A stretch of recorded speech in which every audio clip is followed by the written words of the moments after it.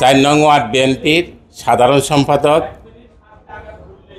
মাদক এবং নিশাখুর শামিমাল মামুন আমার উপর অকৃতভাবে হামলা করে।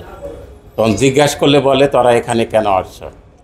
তা আমরা যাতে টেন্ডার না করতে পারি এই কারণে তারা আমার উপরে অকৃতভাবে হামলা চালায়। কোনো কথা বলার সুযোগ আমাকে দেওয়া হয় নাই। আমি কালিয়াকৈর পৌর যুব দলের যুগ্ম আহ্বায়ক মোহাম্মদ সাদত হোসেন খান।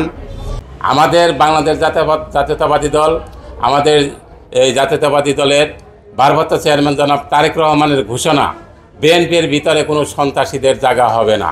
বিএনপির নাম ভাঙিয়ে যারা টেন্ডারবাজি করে, যারা সন্ত্রাস করতেছে, তারা আমাদের দলের কেউ নয়। তাদের বিরুদ্ধে আমাদের কঠিন পদক্ষেপ নিতে হবে। তাদেরকে আমরা দল থেকে বহিষ্কার দাবি করছি।